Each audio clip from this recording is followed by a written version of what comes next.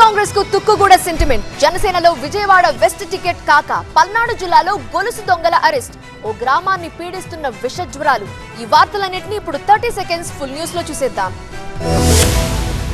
Assembly ఎన్నికల్లో ఘన విజయం సాధించి పవర్లోకి వచ్చిన కాంగ్రెస్ పార్టీ పార్లమెంట్ ఎన్నికల్లోనూ మెజార్టీ సీట్లే లక్ష్యంగా వ్యూహాలు రచిస్తోంది. సార్వత్రిక ఎన్నికల షెడ్యూల్ విడుదల కావడంతో అభ్యర్థుల ఎంపిక ప్రచారంలో దూకుడు పెంచింది.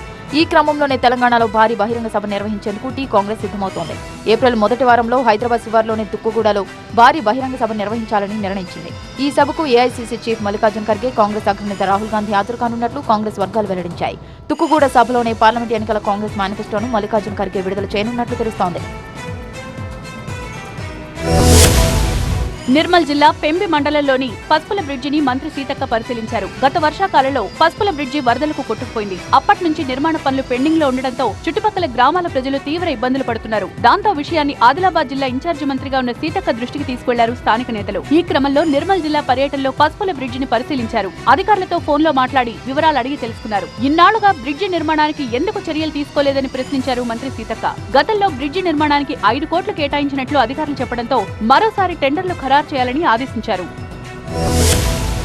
విజయవాడ వెస్ట్ టికెట్ తనకే ఇవ్వాలని జనసేన సీనియర్ నేత పోతిన మహేష్ మరోసారి తన ఆక్రోశం వెలిబుచ్చారు. మరో అడుగు ముందుకేసి సొంత పార్టీ నేతలపైనే విరుచుకుపడ్డారాయన. కొందరు నాయకుల్లాగా తానేమీ రాత్రికి రాత్రే ఊడిపడలేదని వ్యాఖ్యానించారు. ఇక్కడే పుట్టానని, ఇక్కడే పెరిగానని, ఇక్కడే పోరాటాలు చేశానని గుర్తు చేశారు. విజయవాడ పశ్చిమ అసెంబ్లీ సీట్ ను జనసేన తరఫున తాను కోరుకుంటున్నా అని, అదే విషయాన్ని అధినేత పవన్ కళ్యాణ్ కు కూడా తెలియజేశానని చెప్పారు. ఎన్నో పోరాటాలు, పార్టీ కోసం పడ్డ కష్టాలు గుర్తించి విజయవాడ పశ్చిమ సీట్ తనకే కేటాయిస్తారనే నమ్మకం ఉందన్నారు. జనసేన తరఫున ప్రజలకు సేవ చేయాలన్న ఉద్దేశంతోనే విజయవాడ వెస్ట్ టికెట్ అడుగుతున్నా అని చెప్పారు పోతిన మహేష్.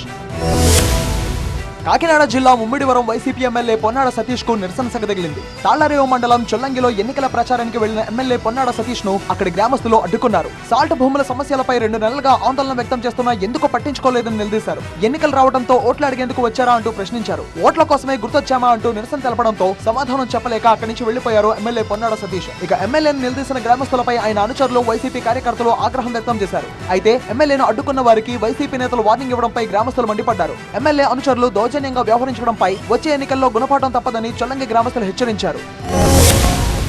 ఒంటరి మహిళలే టార్గెట్ గా బంగారు గొలుసుల చోరీకి పాల్పడుతున్న 2 దొంగలను పల్నాడు జిల్లా నరసరావుపేట పోలీసులు అరెస్ట్ చేశారు. పల్నాడు ఓల్డ్ చెక్ పోస్ట్ దగ్గర 2 వ్యక్తులు అనుమానాస్పదంగా కనిపించడంతో అదుపులోకి తీసుకుని విచారించడంతో చైన్ స్నాచర్స్ గా తేలింది. రామిరెడ్డిపేటకు చెందిన నాగూర్ బాషా, దమ్మాలపాడుకు చెందిన మురళీమోహన్ రెడ్డిగా గుర్తించారు పోలీసులు. నిందితుల నుంచి 6 కేసులకు సంబంధించిన సుమారు 8 లక్షల విలువైన 6 బంగారు గొలుసులు స్వాధీనం చేసుకున్నారు.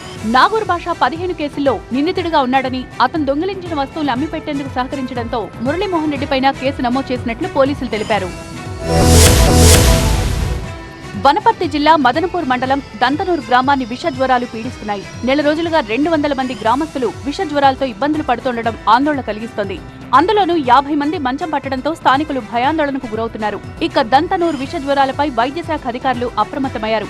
గ్రామంలో ప్రత్యేకంగా మెడికల్ క్యాంప్ ఏర్పాటు చేశారు. దానిలో భాగంగా ఇంటింటికి తిరిగి రోగుల నుంచి రక్త నమూనాలు సేకరించారు వైద్య సిబ్బంది. అయితే రోగుల రక్త నమూనాల్లో మలేరియా, టైఫాయిడ్ లక్షణాలు బయటపడడంతో మెరుగైన చికిత్స కోసం రోగులను పెద్ద ఆసుపత్రులకు తరలించారు.